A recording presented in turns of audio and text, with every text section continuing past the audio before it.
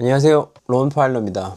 오늘은 공부를 좀 같이 해볼게요. 제가 저번 영상에서 같이 공부하자, 채권의 물권화에 대해서 공부를 하자고 말씀드렸는데, 왜 그런 생각이 들었냐면, 저도 이 영상을 이제 제가 카메라를 켜고 이렇게 여러분들은 좀 일방적이긴 하지만 소통한 지 한 달 정도 지났어요. 한 달 정도 지났는데 좀 여러분들이 관심을 가지는 영상도 있고, 또 제가 생각했을 때는 이거 진짜 좋은 정보인데, 진짜 괜찮은 건데 관심 없는 정보들이 있더라고요. 예를 들면 뭐 대부업의 세금, 이건 진짜 저랑 같이 대부업을 했을 경우에 괜찮은 정보거든요. 뭐 열거주의, 포괄주의 이런 이야기들은 뭐 한 20명 정도밖에 안 봐주시는데, 뭐 명륜당이라는 그 명륜진사갈비의 자회사가 대부업을 하는 이야기는 사실 우리랑 크게 상관없는데 한 2,000명 넘게 뭐 이틀 만에 보셨더라고요. 그래서 본질이 뭐냐, 제가 이 영상을 올리는 이유가 뭐냐, 그거에 대해서 좀 이야기를 하려고 해요. 그러니까 공부를 같이 하면서 오늘은 제일 중요한 채권의 물권화에 대해서 이야기를 하면서, 여러분들은 투자죠. 투자, 그러니까 돈을 버는 소득 활동, 뭐 이런 것들에 있어서 가장 가성비 좋은 활동이 뭐라고 생각하시나요? 요즘은 가성비를 많이 따지잖아요. 뭘까요? 저는 공부라고 생각을 해요. 공부는 요즘은 뭐 누구나가 쉽게 할 수 있고, 유튜브라는 걸 키면 대유튜브 시대고 대정보화 시대잖아요. 엄청나게 많은 정보가 있습니다. 그 중에서 내가 공부를 해서 그 정보들 중에서 뭐가 옥석 같은, 나에게 가치 있는 밸류어블한 지식이 될지는 어느 정도 공부를 해야겠죠. 그런 검증을 할 수 있는 정도의 공부를 할 수 있고 해야 된다는 거. 그게 가장 가성비 있는 소득, 생산, 투자 활동의 베이스라는 거. 기초. 그런 기초 없이는 내 돈이 코 베인다. 인터넷 인포메이션이라는 정보가 있습니다. 그냥 네이버에 검색하면 나오는 이 정보가 어떤 개인과 만나서 가공이 되면 날리지가 돼요. 지식. 이 지식이 타임베이스에, 시간에 투입돼서 가공이 돼서 다듬어지면 노하우가 돼요. 노하우. 이게 가장 고등의 가치의 지식이고 정보죠. 밸류어블한, 가치 있는 지식이 되는 거예요. 이 지식이 있으면 정보의 비대칭으로 인해서 이 많은 지식이 많은 쪽으로 돈은 흘러들어오게 되어 있는 자본주의 사회고 정보화 사회라는 거예요. 공부를 해야 된다. 공부는 할 수 있다. 서울대생들보다 더, 이 학론보다 개론들이 잘 이 유튜브에 보편화되어 있다. 그러니까 유튜브에 요즘은 How many followers do you have입니다. 나를 추종하고 나를 따르는 사람이 얼마나 많으냐, 그것이 곧 돈인 세상인 거죠. 내가 그럼 그걸 힘들게 공부해서 유튜브에 그냥 공개를 했을 때 그 바보 같은 짓이 아니라는 거예요. 그것이 수익화, 수익 모델이 될 수 있는 거기 때문에. 제가 왜 이 얘기를 하냐면, 제가 이제 좀 투자자분 전화를 받았어요. 되게 초창기에 전화 오셨던 투자자분인데, 이제 그분께서 좀 번쩍 뜨이는 이야기를 해주셨어요. 공부해야 된다라고. 맞죠? 대단하시다. 역시 대단한 투자자분이다. 그분 말씀이 저도 알고 있긴 한데, 서울에 이제 저를 만나기 전에 대부업, 그러니까 MPL 강의를 들으러 서울에 가려고 하셨대요. 이틀에 220만원, 하루에 110만원, 토 일요일 원데이 클래스에 110만원을 써야 된다 이거죠. 과연 저도 솔직히 말해서 그런 생각을 했었어요. 내가 채권이 있을 때 이거 110만원 정도 받아야 되지 않을까. 전 더 받으려 했어요. 왜냐, 그 돈을 받음으로써 상대방의 의지를 보는 것, 그리고 어떤 지식 서비스 상품이 됐건 상대가 지불하는 금액만큼의 가치가 있다라는 생각을 했어요. 사실이고, 110만원을 내면 110만원의 가치가 있다라고 믿어요, 사람들은.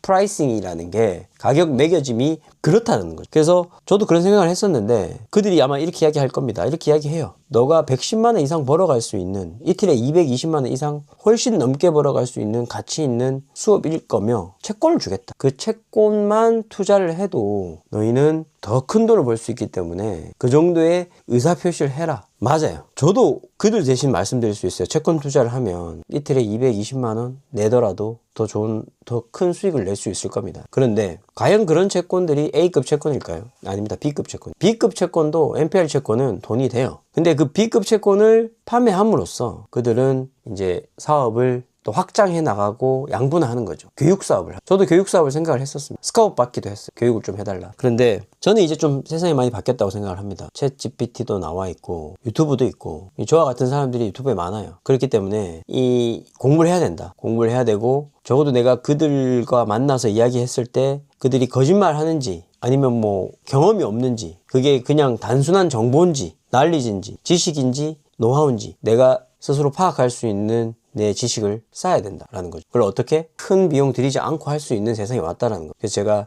오늘 같이 공부를 좀 해볼까 해요. 왜냐하면 너무나도 제가 중요하다라고 생각하는 부분이기 때문에. 채권의 물권화, 제 영상에 보면 이제 일물일권, 그러니까 개인이 NPL 채권에 투자할 때 가장 중요한 요소가 뭐냐, 근질권 설정하라. 하나의 물건에 하나의 권리, 또 다른 비슷한 성질의 권리가 양립할 수 없다라는 일물일권주의가 정말 중요하다고 말씀드렸어요. 근데 그 일물일권이라는 것이 어떤 권리냐는, 어떤 권리길래 그렇게 중요하고 그걸 공부해야 된다. 바로 우리가 채권을 사오지만 그걸 물권화 되어 있는 채권을 사와야 된다라는 이야기를 하는 겁니다. 그래서 좀 쉽고 재밌게 이야기해 보려고 제가 아이디어를 낸 게 있는데 한번 보시죠. 네, 자, 채권의 물권화입니다. 이 친구가 채권이에요. 아무런 보호 장비가 없습니다. 이 채권은 어떤 권리냐? 1대1로만 주장할 수 있는 권리입니다. 그러나 이 물권은 배타적 권리예요. 배타적 권리는 뭐다? 누구에게나 주장할 수 있어요. 누구에게나. 이 펜은 제 거죠. 이 펜이 제 건 거는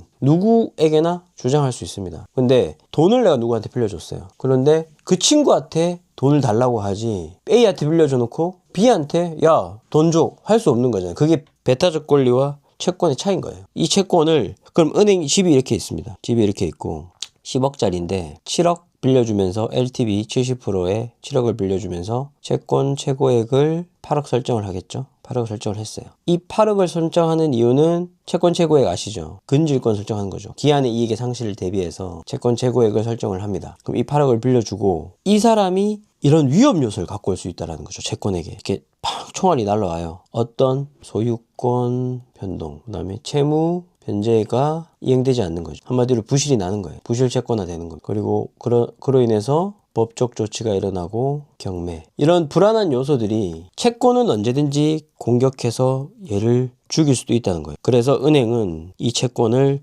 물권화합니다. 어떻게 물권화하느냐? 이렇게 갑옷을 입혀요. 이것이 바로 채권의 물권화다. 이 채권의 저당 설정, 근질권 설정을 함으로써 채권이 이러한 것들이 날라와도 막아낼 수 있는 거예요. 끄떡 없는 거예요. 누구에게나 주장할 수 있으니까. 주인이 바뀌어도 내가 그 해당 물건에 근질권 설정해놨잖아요. 너가 부실이 났지만 내가 여기에 저당 설정을 해놨어요. 주인이 바뀌었어요. 최고가 매수 신고인 경매 낙찰 받으셨어요. 저한테 채권 최고액만큼 변제하십시오 라고 할 수 있다는 거. 이러한 것들이 진짜 세상을 살아가는데 필요한 기본적인 정보예요. 말이 어렵지 이게 쉽지 않아요. 제가 이걸 좀 어그로 끄는 얘기일 수 있는데 이런 생각을 해요. 전세 사기를 당했다? 와, 좀 바보다. 바보 같지 않나요? 이 전세가 이렇게 했어요. 집이 있어요. 빌라가 있는데 주변 시세가 한 3억밖에 안 해요. 근데 반지 돌리게 하는 거예요. 이 부동산인가 짜고 이 노숙자를 불러와서 이 주인으로 앉히고 거래량을 만들어요.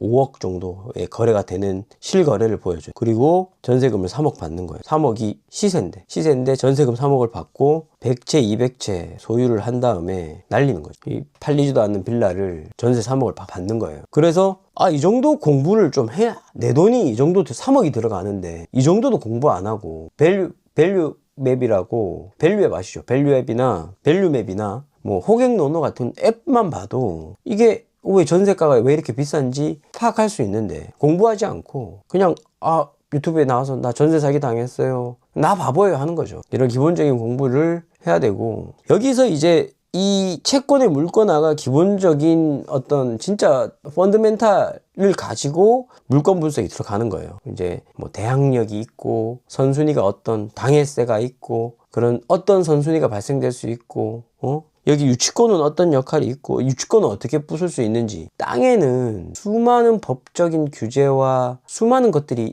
적혀 있어요. 이 경매 분석지를 보면. 근데 한켠으로는 그런 법적인 어떤 그런 이해관계가 얽혀 있다라는 거는 답이 있다라는 거예요. 물건 분석을 했을 때 답이 있다라는 거. 그러니까 다른 사람들이 봤을 때, 일반적인 사람들이 봤을 때는 이거 어려워, 이거 상사 유치권이 있네, 이거 어떻게 해결하지? 라고 생각을 하지만 공부를 한 사람들은 이거 답이 있겠고, 지지 옥션에서 지지 팁이 있거든요. 그것만 봐도 웬만한 유치권 부숴요. 그렇다는 거죠.